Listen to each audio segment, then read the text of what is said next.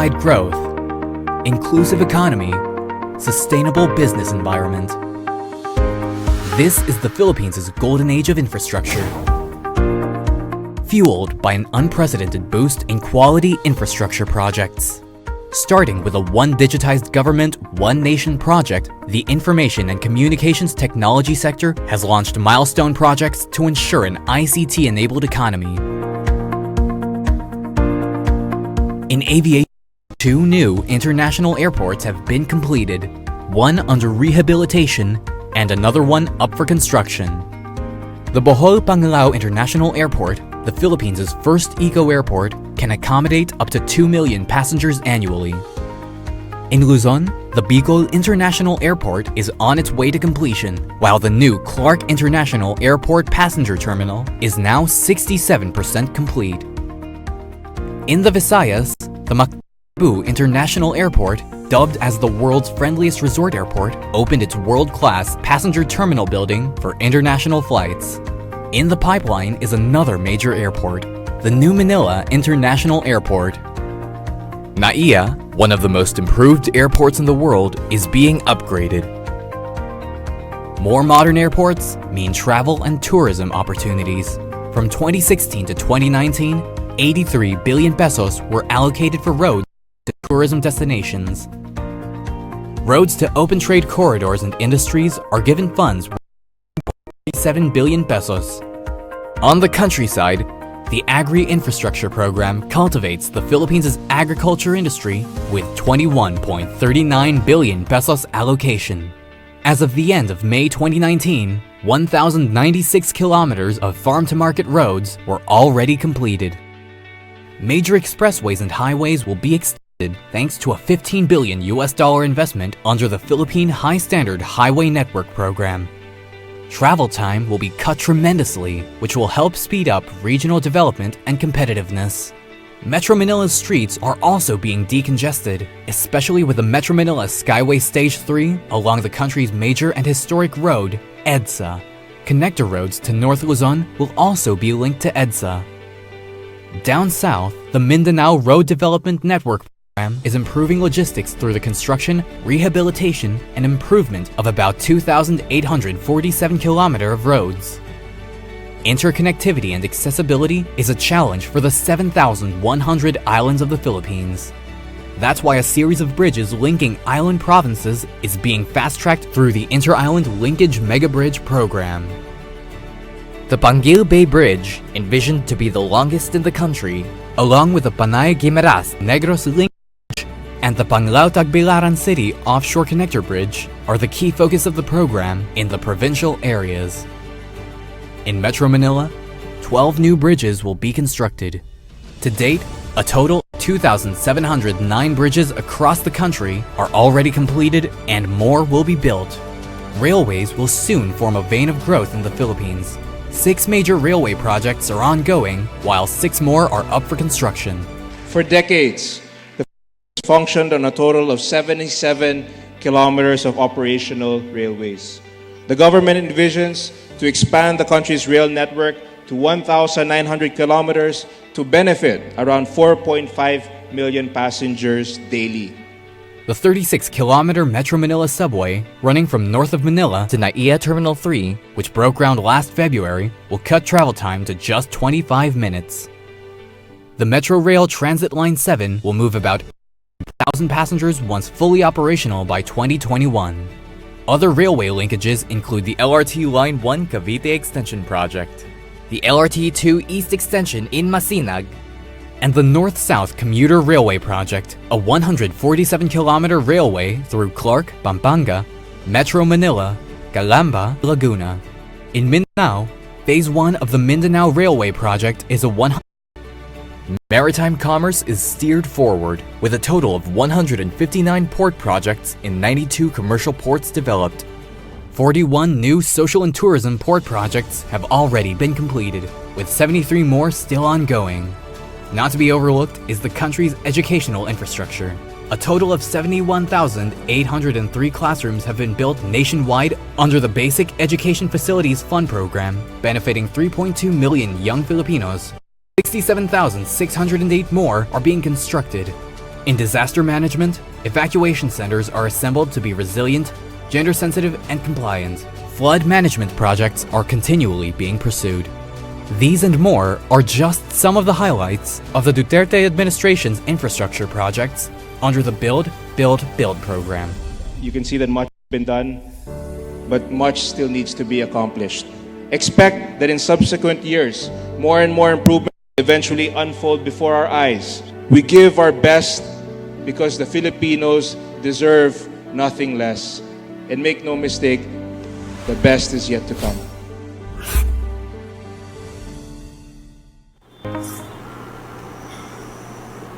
Good afternoon. Welcome to Manila Bulletin's Hot Seat.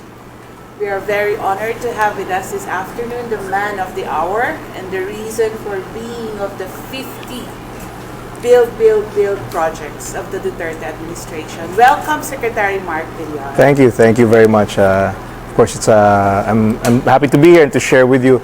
Actually, it's more like 45, but 45 projects. So, this is a very we picked some of our flagship projects, most of which are already under construction. So, a majority of yung projects na ipe-present namin ngayon ay ongoing na ang construction, and definitely karamihan po ng mga projects by the time the term of the president ends, mostly are significantly accomplished by that time. So this is an update, and it's also we also want to show that masigla po yung Build Build Build program, and for those who aren't aware yet, ito yung ito isang taste ng ating mga projects and what we can expect in the next few years from the Build Build Build program of our president.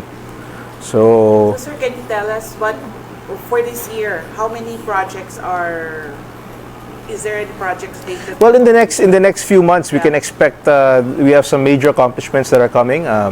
One of which, in terms of Metro Manila, the Skyway.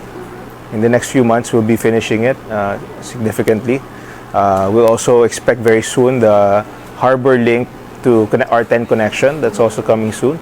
By next week, we can expect the first 10 kilometers of the Cala-X to be open, passable. So these are among some of the incoming projects, and actually marami pa kaming projects nationwide that gusto rin namin ipakita. Itong mga projects ay yung projects ng DPWH. So marami pang projects ng DOTR, but at least in terms of my department, gusto ko lang i-share ang mga projects and para ma-update din ng ating mga kababayan kung ano yung latest status ng mga projects. So without further ado, I'd like to start. We have some visuals. Let's start with first yung Binondo Intramuros Bridge. As you can see by the picture, it's ongoing, and you can see there's a rendering of what it'll look like when it's finished. It's an iconic bridge connecting Binondo to Intramuros. Obviously, it's a 3.39 billion peso project, which is funded via Chinese grant. So no cost to government. Bridge. The civil works are ongoing, and we're scheduled to deliver it by 2021. So makikita nyo po may civil works na siya. Yeah, and the other bridge is the Estrella Pantaleon Bridge. It's a 1.46 billion peso project connecting Rockwell to the Mandaluyong side. So this bridge is also funded by Japan, also by China. So no cost to government also. And at this point, it's at 40% completion. So these are some of the bridges across Pasig. And this is another one, the Bonifacio Global City Ortigas Center Link Bridge. This bridge, as you can see by the picture, it's already 40% completed. Tumatawid na yung span sa Pasig River. It's a 5.72 billion peso project that's funded by the government, and it's a 4-lane viaduct that when finished, it will cut the travel time from Ortigas to BGC from what is now 30 to 40 minutes, baka maging 10 minutes na lang ang travel time pag natapos pa. And we want to schedule this bridge by the end of next year. And you can see already it's an advanced stage of construction. So, malapit na po by 2020. To 26 going, and Laguna Lake Highway recently, that's also a major goal, but it's already usable. It's the first highway with a bike lane. This one, Skyway Stage 3. Civil works are ongoing. Our schedule is to finish to significantly complete it by December this year. So when I say significant completion, that's 95% completion. It's about 18 kilometers with 8 8 ramps. So there'll be on and on ramps in Aurora, Quezon Ave, Erod, also of course ang ending, which is NLEX. So ang travel time basically from NLEX to SLEX, kung dati po umabot ng 2 oras or 2 years.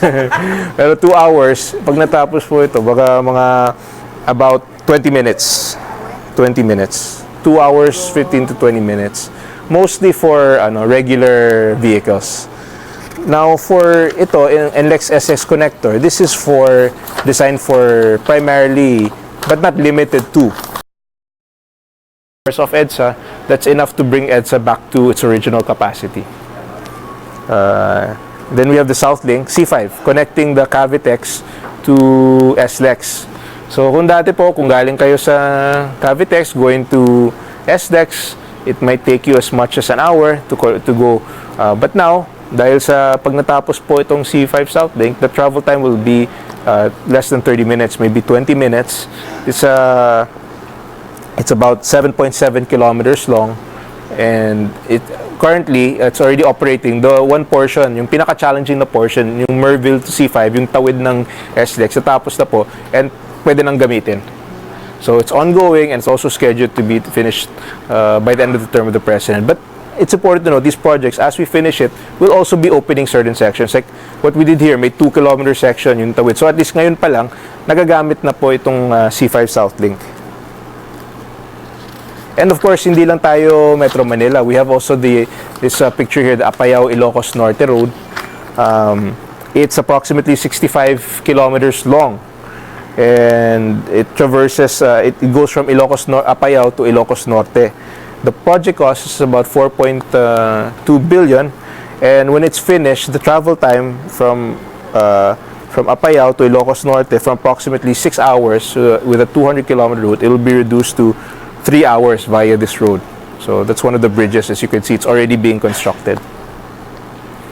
76%, in fact. The next is the Bawang San Fernando City Zone 1 Bypass Road. Ongoing na po yung project. As you know, going north, kung pupunta kayo sa Ilocos, dadaan pa kayo sa San Fernando, doon nakakaroon ng traffic. So aside from the TPLX, which will extend to San Fernando, we also have this free road. It's a bypass road. It's about 22 kilometers long. And it will serve to, if you're through and through, for the through and through traffic going through San Fernando, you can bypass it directly. It's a 3.6 billion peso project, and currently it's ongoing. We've already funded almost a billion pesos of this, and we can expect, again, it's also scheduled to be finished by the end of the term of the President. We're not limited only to roads.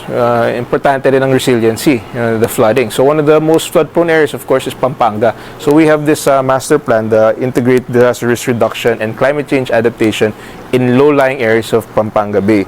Now, this is a master plan project. We're already making an effort to shift towards large-scale master plan. This is a 6 billion peso master plan project that's actually already started. So it's really designed reduction. And it's also scheduled to be, it's ongoing, or about 15% now, but it's scheduled to be finished by 2022. The Capas-Botolan Road, this is about 84 kilometers long, going from Capas-Botolan. If you're going between the two, iikot pa kayo sa road. So it would take you 5 hours to go from Capas to Botolan. This is a direct connection. So, yung 5 hours, magiging 2 hours na lang. So, connecting Zambales to Tarlac. So, it's one of what we call the laterals. Diba? We have the NLEX, so this is a lateral, so that it creates a new growth corridor. The whole project would cost, it's been funded the past few years. The whole project will cost 8 billion. We've already funded more than 2 billion, but it will continuously fund it until it's finished by 2022. So, that's a local project, a free road, that will serve as a new pathway. And we've already finished the Plaridel Bypass Road, the actual alignment. Ngayon naman po, dahil 2 lanes po yung initial phase, gagawa tayo ng bagong phase sa arterial, making it 4 lanes. It's a 5 billion peso project with the assistance of JICA, and it's about 63% complete. So it's ongoing, and we can expect delivery, continuous construction. Ito naman sa Tagaytay, Diversion Road. Well, we know this is 8.6 kilometers and alam naman natin yung traffic sa Tagaytay. At minsan, kung dediretso ka sa Batangas, hindi rin practical na dumaan ka pa sa Tagaytay dahil sobrang traffic. This is the solution there, the Tagaytay Diversion Road. It's a local project with a total cost of 1.5 billion. And definitely, it will shave a lot of the travel time if you're going to Batangas. Instead of passing through Tagaytay, it will traverse the main commercial area, scheduled to be finished by 2021. This is another significant project that was only, the physical work started under the Duterte administration, the SLEX TR4, which is about 66 kilometers, connecting Lucena to Santo Tomas. So we know going to Lucena, sobrang traffic, kailangan panduman sa mga bayan, iba't ibang bayan, and it reaches about approximately 4 hours. It can take you 3 to 4 hours to get to Lucena with the traffic. Pag natapos po itong alignment, 1 hour na lang yung travel time papuntang Lucena. So at this point, we've already acquired significant portions. We've started construction, actual physical construction in the Quezon area, in Chaong. We've done some construction. We've acquired a significant portion of the right-of-way. Again, delivery of this is before the end of the term of the President, yung TR4. And of course, outside in Bicol, the 15-kilometer expressway, the Camarines Sur Expressway, at a cost of 940 million, scheduled to be finished in December of 2022. And of course, also in Camarines Sur, also in our Bicol area to help with the tourism, the Pasacao-Balatan Tourism Coastal Highway. It's about 40 kilometers long, and the funding is about 13. The funding requirements about 13 billion pesos. We've already started it. Again, we will continue to fund it until 2022 when we're scheduled to finish the project. Of course, Boracay. We've seen the Boracay. We've already natapos na namin yung phase 1 ng Boracay. Our works in the Boracay Circumferential Road include the sidewalk and the drainage. Pinalaki namin yung drainage, so doble na yung size ng drainage network sa Boracay. At the same time, lumawak yung road network. What was previously approximately, may areas doon na 5 or 6 meters lang. Ginawa na namin 12 meters. So malawak yung road, mayroon pang sidewalk. So as you can see by that picture, that's the Bulabog side. Dati, walang connection. Hindi circumferential dahil may nakat yung circumferential. Ngayon po, nakumpleto na yung circumferential. There's a sidewalk and a larger drainage system. We finished the first phase. Now we're working on the second phase, which is in Station 1. So by December, we'll see significant completion by December for the next phase. But the first phase we've already completed. So pagpunta nyo sa Boracay, makikita nyo na hanggang Station 2, may sidewalk na, malawak na yung daan, at malaki na yung drainage. And of course, sa Visayas, yung Bacolod-Negros Occidental Economic Highway, this is going from the airport. It's 46 kilometers long that we've been funding for the past few years. Total funding is 6 billion. We've almost funded half of it, almost half, 2.3 billion. And we'll continue to fund it. Ang civil works, it's scheduled to be finished in 22, but ongoing kasi mahaba yung alignment. So tuloy-tuloy naman ang construction even past the term of the President. But every year, malaki yung pondo na nilalagay namin dito sa Bacolod-Negros Economic Highway. At sa Bohol, we're familiar with the two bridges. Lumang-luma na yung mga bridges sa Bohol at kailangan na talaga ng mahabang bridge na may opening sa ilalim. The current bridge kasi is it's blocking the flow of water. So ito, mas mahaba. It's a project 4.4 billion pesos. We've already started constructing the approaches. So we're finishing the planning for the actual bridge span, which again will be we target significant completion before the end of the term of President. It's about 4.4 billion pesos. Solution for the traffic in Cebu. This is a Metro Cebu Expressway which bypasses basically the metro area of Cebu. So it's 73 kilometers with a total project cost of 28 billion pesos. We've already funded the first, as you can see, there's already up as well. Next. Of course, in Samar, which is of course one of the more developing areas, Samar Pacific Coastal Road, the civil works are ongoing.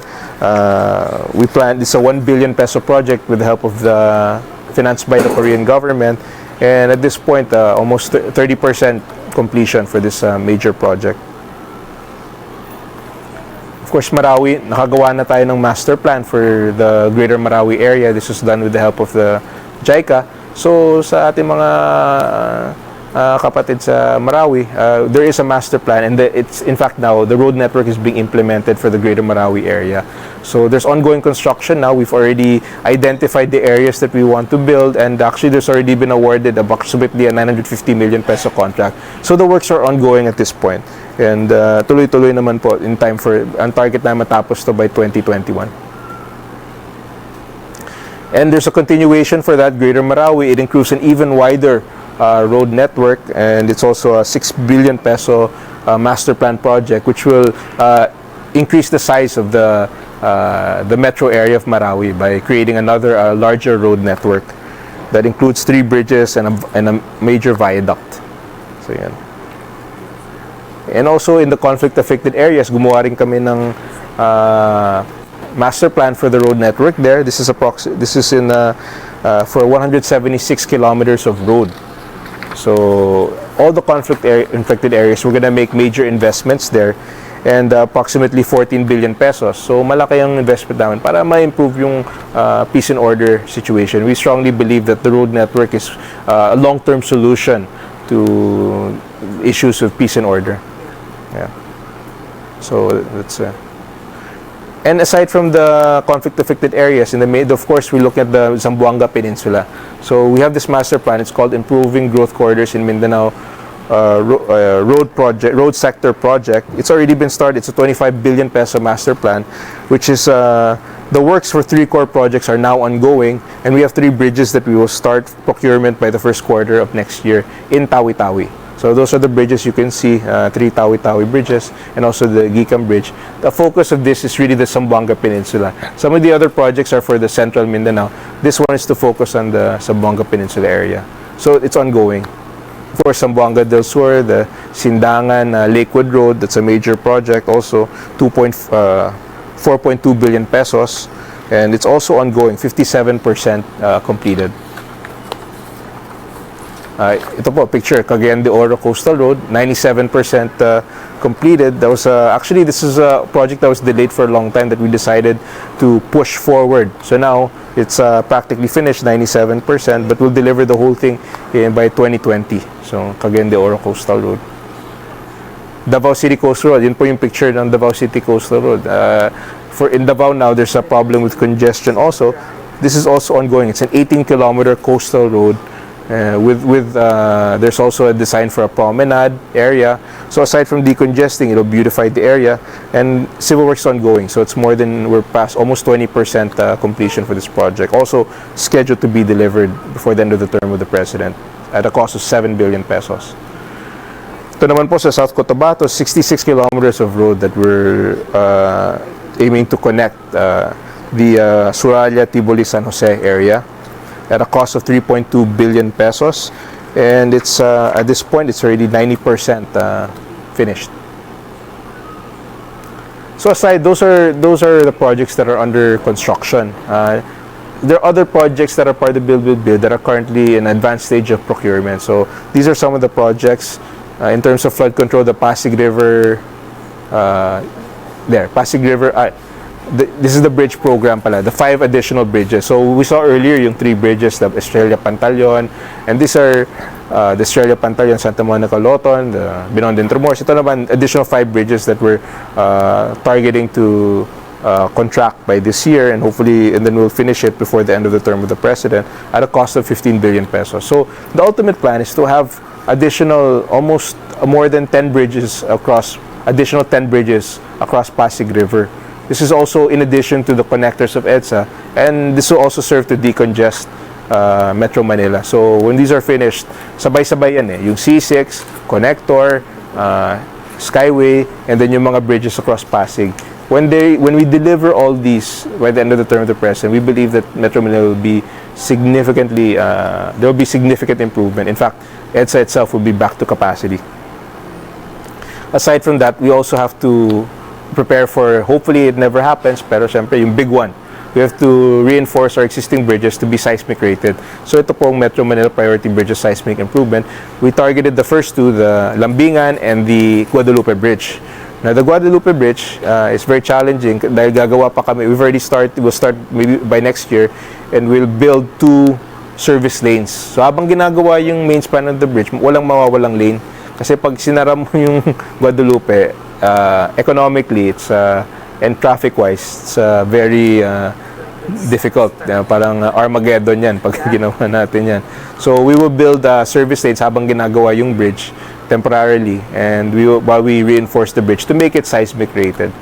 We have to be prepared. So, this is a project that will cost about 7.9 billion pesos. And Pangil Bay Bridge, we've already prepared the approaches for this bridge, and currently we're targeting full construction, full force construction by April of next year. This is a 3.7 kilometer bridge, which will be, once it's finished, this will probably be the first to be finished of our mega bridges. This will be the longest bridge that's ever been built in the Philippines.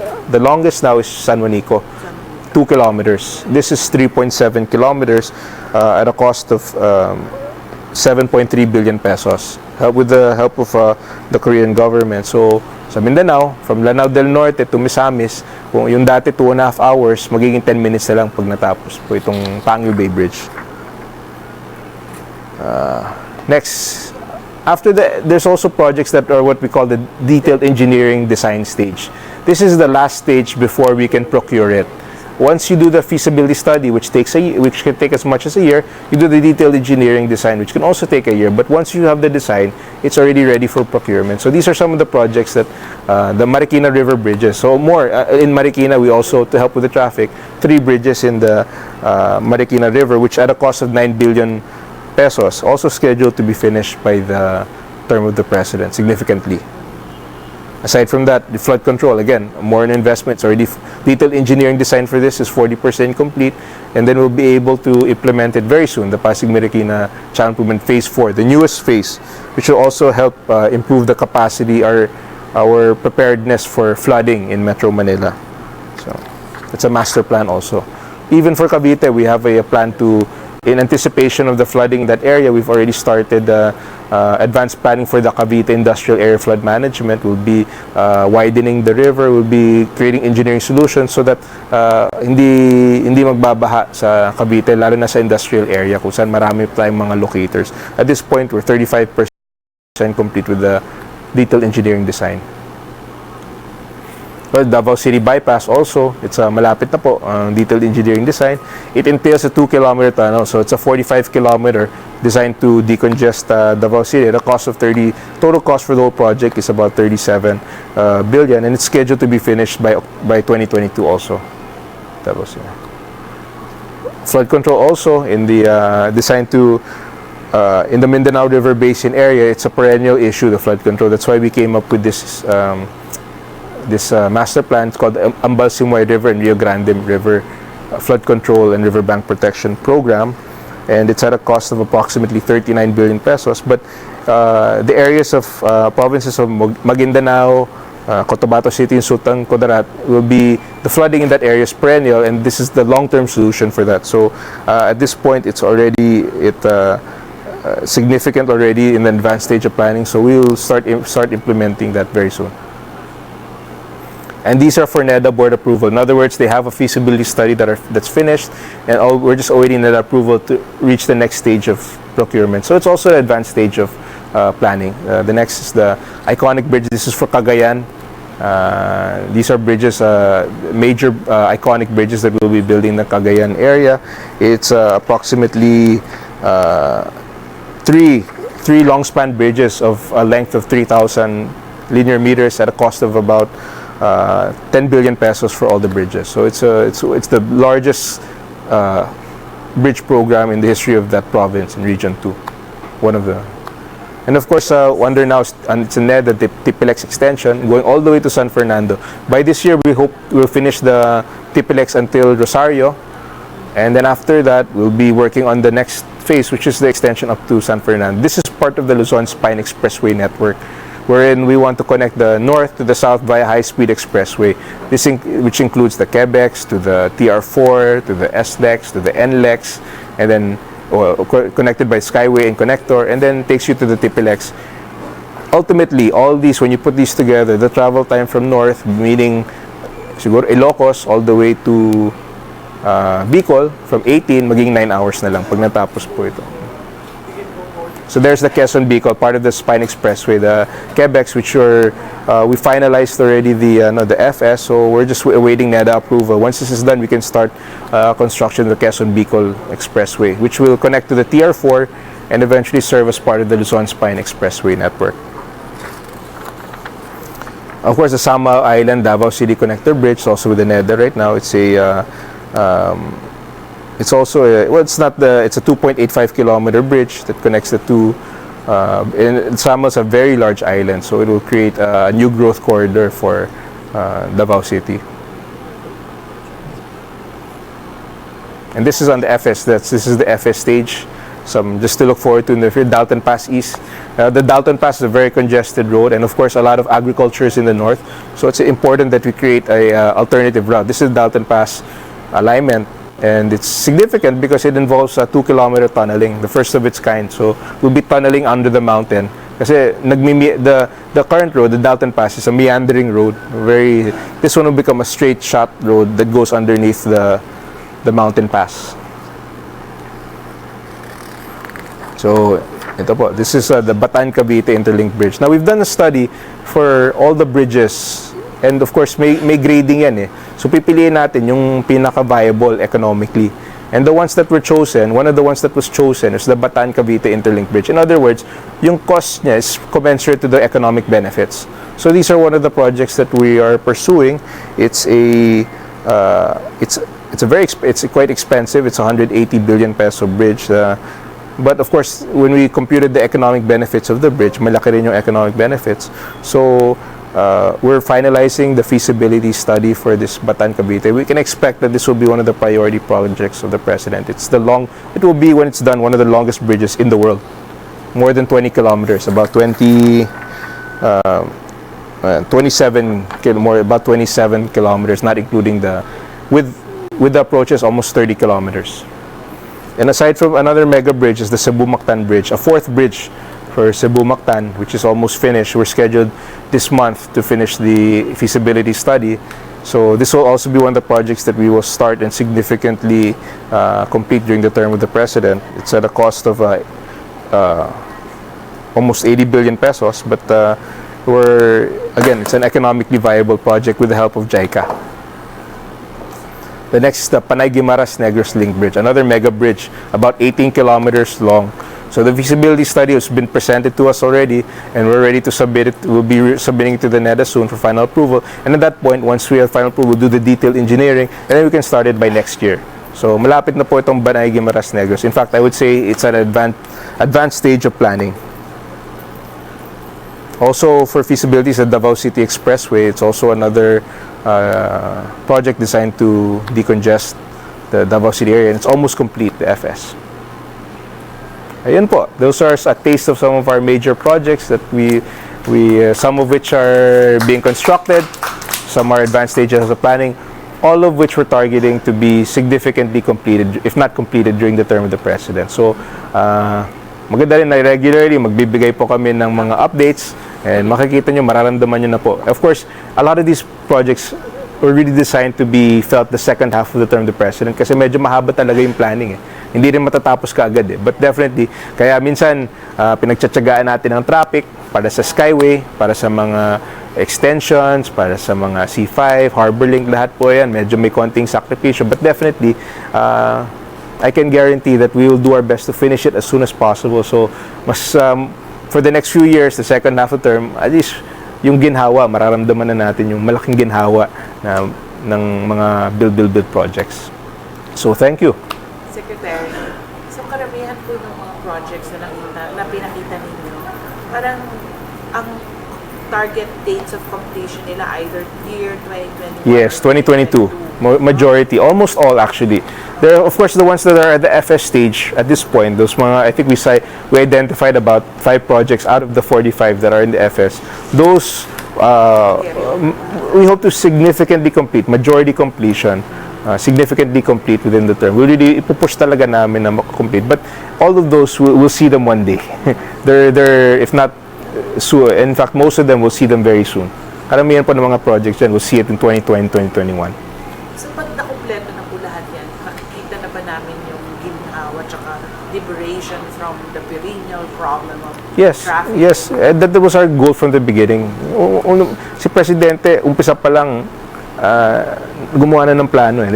Pero siyempre, itong mga long-term plans, hindi naman kaagad-agad eh. Mahaba rin yung planning, and then may konting sakripisyo kasi habang ginagawa yung project, meron talagang inconvenience sa ating mga motorista. And I think, but at some point we have to, if you want a solution, we have to decide who are we gonna paabutin pa ba natin sa mga anak natin to, or tapusin natin ngayon. For me, tapusin na natin. Let's take it upon ourselves to sacrifice a little bit, but let's finish it now kasi at some point someone will have to sacrifice. If we don't sacrifice today, our kids will sacrifice tomorrow. For me, kaysa yung anak ko, ako na lang magsasakripisyo, ako na magtitiis sa traffic, so that one day yung anak ko, sa kanya na yung ginhawa, okay lang sa akin yan, di ba? Sek, yung naging famous or naging viral na sinabi ni Presidente na 5 minutes from Cubao to Makati, mangyayari ba yun? Our President, may plano siya. And, hindi niya pa, siyempre, ginagawa pa lang ngayon. Pero I can say that the statement of the President will be proven correct. As you were speaking, Secretary, ang views natin sa Facebook reached its record level. Sobrang daming engagement. And still, ang dami pa rin pumapasok na comments, all positive. All, applauding you for a very good job. Yeah. So now we'll start asking the questions from our netizens. Sure. Through PAC. Hi sir, good afternoon po. So yung first question po, sabi ni Gilby, if ever daw na na-miss nila yung other parts ng presentation, is there a possibility na may website silang pwedeng puntahan? Well, yes, we have the Build website, but I'm sure the Manila Bulletin will keep this. They can watch it. I'm sure you can watch it also in the Manila Bulletin.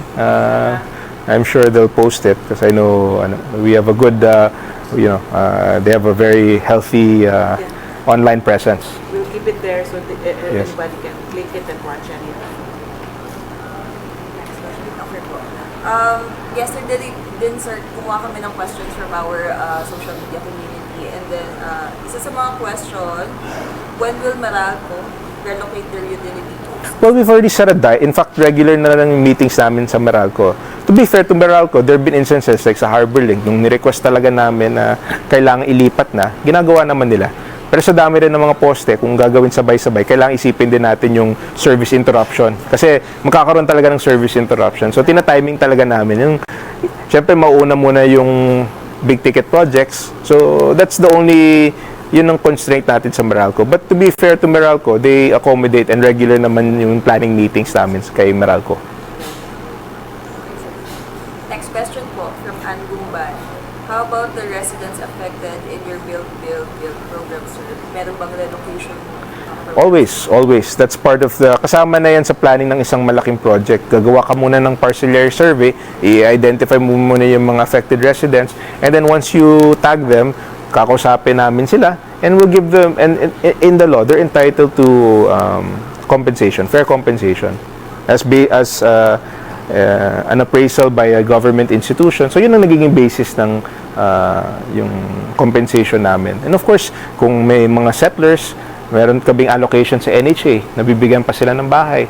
So, kung pansin nyo, yung sa natapos namin, wala naman ng-complain dahil lahat naman sila nabigyan naman ng compensation.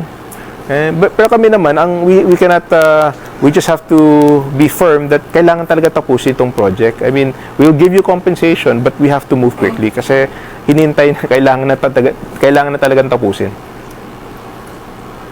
Next question po.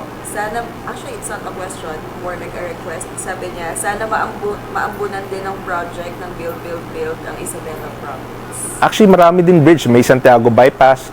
Pasensya no, hindi naman lahat nabanggit during kasi we have 20,000 projects. Baka hanggang bukas tayo dito eh. Pero definitely sa Isabela, we have a lot of projects. I can remember some, yung Santiago Bypass Road, which is completed. We have other major roads there sa Isabela. In fact, marami din tayong mga mahabang bridges doon eh. So, anyway, continuous naman ng support namin sa Isabela. In connection to the question, how do you make sure that your plan is like national? Well, Given we of course we have a we try to balance it as much as we can in quality projects per region. Each region submits their projects, and then we have a basis for, we have a grading.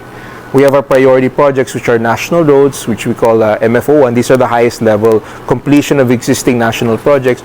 So we really plan it so that there's an equal or more or less a fair representation. Kung makita nyo po yung mga kung sa binanggit namin kanina, that's almost all areas in the Philippines are covered. And if you notice in Metro Manila, because they're economically viable, or sa private sector, marami tayong PPP sa Metro Manila, so that we can focus government's resources also outside sa mga projects like the Pangil Bay Bridge in Mindanao, Panay Guimaras Negros in Visayas.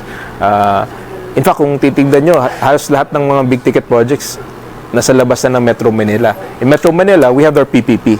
So there's really we approach this in different ways. So we have our PPPs, we have our foreign funded projects, we have our locally funded projects, but overall we have a very wide spectrum of projects in all regions. That's really the effort. Kasi gusto talaga ni Presidente na fair yung distribution. you know, older people like me naturally compare you with all the previous administrations. That's a big difference. What is the big difference? Is it because we have more money to make all these projects? Do we have more forward-looking people? Or do we have more people like you who know what to do? I think the President, one aspect, I don't think we can point to any one single thing, but I'd like, it has to start with the leadership, always. It always starts with the leadership. The President has to set, the President from day one knew this was a need. He knew from day one that he wanted this build program. He made this clear from day one that we need to spend more than double what we've been spending in previous years. So he communicated that very well. And if you look at the cabinet now, it's a united cabinet. Lahat ng projects, whether it's Boracay, whether it's we have a team that works hand in hand, and napapabilis din yung project kasi pag may kailangan kami sa DNR, mabilis ang pag-release ng permits. And DILG, if we need support, they immediately give. So there's really when you have strong leadership and you have a clear-cut vision, the power of government is very strong. When you say, people say right of way, meron naman tayong eminent domain. We can expro. So there's nothing, we can give fair as long as we have the resources. So, you know, when government is working united, I think you see what you have here, which is a united vision of a certain program, which is the build. So you have all the departments working simultaneously to move this. That's why it's moving forward quickly. That's what I believe. You know, the President is a lawyer, and I can understand his concern with corruption, Yes. Drugs, etc. But this is economic. Yes. Who are the people behind him or with him who are thinking along these lines in so big a manner compared to all the previous administrations who had a San Juanico bridge? Wow, sabi ng tao. You have 20 or 30 bridges going up. Yes. I think, you know, a big difference. Yes. It could be perhaps people like you. Oh, I don't know, but you know, I just follow utusan lang ako eh.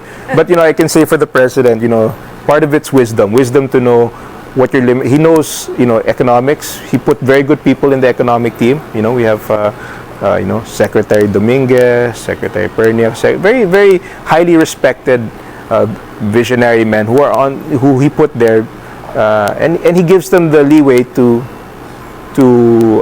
execute. So I think the President, in terms of managing, he's a very good manager.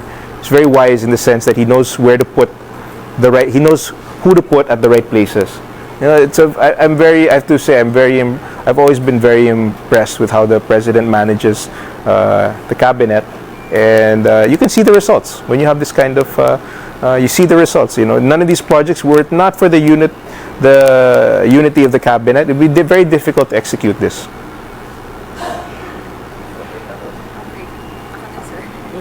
Sir, question po.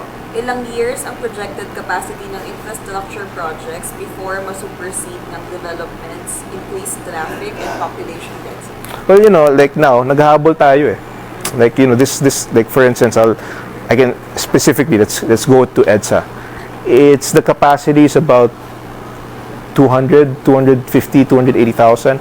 We're at 400, 500,000. And, we allowed the capacity to go way the growth without doing anything. And mahirap, that's why it's important that now we're biting the bullet now. Now we have to sacrifice more than what we would have otherwise had to do. That's why the planning is so important. That's why at this point, it's better to overbuild and anticipate. And that's what we're doing now. We're trying to catch up with what has been, imagine, the whole Asia, 8% yung average infrastructure spending. In the past, how many decades, the highest we've ever reached is less than 3% ang spending natin sa infra. So, kung titignan nyo yung China, all those other areas, ang bilis ng growth nila, tayo, na-limit tayo dahil wala tayong infra. Kung hindi naman gumagalaw tingnan yung EDSA, hindi na gumagalaw. Hintayin pa natin na hindi na talaga gumagalaw. So, imagine if we didn't start this now, if we didn't bite the bullet now, ano mangyayari sa atin? Kailangan, so now we're at that point, we're gonna overbuild. I mean, not overbuild, but we're gonna build aggressively. And, even at that point, I don't even know, hopefully we can catch up to our neighbors even before the end of the term of the president. But I'm confident these simple goals, decongesting EDSA, if we can accomplish that, I think it will create a momentum that will allow our country to reach the next level of development.